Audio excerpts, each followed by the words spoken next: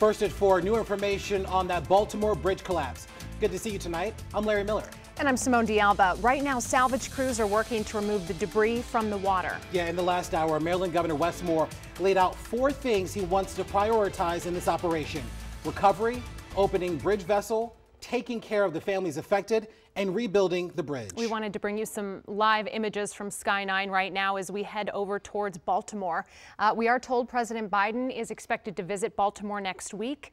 Our Scott Broom is back live on the scene. And Scott, can you give us an update from Governor Moore? What did you hear? Sure. Governor Ward just finished briefing us, and we've also talked to some of the technical people involved. The cranes that are out there on the bridge right now are actually putting divers in and out of the water as they continue to assess and try to figure out how they are going to begin getting that channel open by removing wreckage from out of the shipping channel. Meantime, Governor Moore just finished briefing us, putting an emphasis both on the families and getting the port reopened as soon as possible. This horrific human tragedy was also an economic catastrophe. As I mentioned yesterday, we need to do more work clearing the channel to move forward.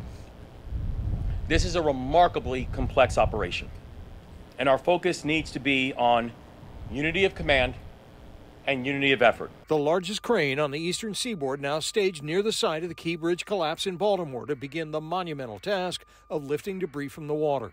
Pictures don't do it justice. So you're looking at a vessel that weighs nearly 95,000 tons. General Scott Spellman is in charge of the team working to clear a 700-foot span of the channel, saying the powerful crane can only lift about 1,000 tons, so the wreckage will have to be cut up first. The piece that you see above the water here on the front of the vessel weighs anywhere from 3,000 to 4,000 tons. So it's at least going to get cut safely into 4 pieces. Port officials say there is just 12 to 18 inches of clearance between the hull of big ships and the bottom of the channel in Baltimore, meaning all the debris must be removed before the port can fully reopen. We need to clear the channel and open vessel traffic to the port because the health of the Maryland economy and the national economy depends on it. Maryland Governor Wes Moore says the missing workers presumed dead remain the first priority. It is our obligation to bring a sense of closure to these families. Le damos gracias a Dios. Moises Diaz was scheduled to fill potholes on the bridge the night of the collapse, but his shift changed. Y salirse por la puerta. He says his friend Julio Cervantes survived the collapse by climbing out of his truck as it was sinking. As the NTSB investigation continues, the Coast Guard says 14 containers with hazardous materials on board the cargo ship were damaged, but the soap and perfume inside do not pose a threat to the public.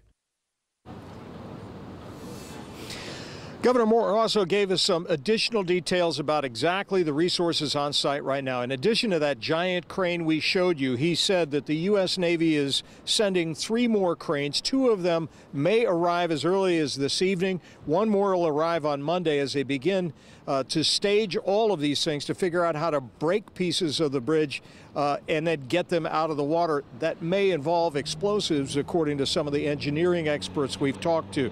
In all, as this project eventually comes to its maturity, Governor Moore expects 7 floating cranes out there, 10 tugboats, 9 barges, 8 salvage vessels, and 5 Coast Guard boats.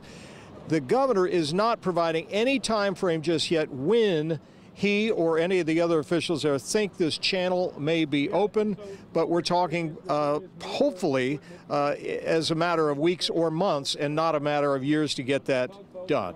You just mentioned also the environmental hazards. The EPA briefed us on site and says there is nothing urgent that is not being contained, and that the stuff that is spilled so far is contained by booms, and so they're just going to have to continue to monitor that as they unload the dolly out there and prepare for these big operations. Reporting live in Baltimore, Scott Broom, WUSA 9. A mammoth task that they have a clear plan on. All right, certainly, Scott, thank you. We'll see you soon.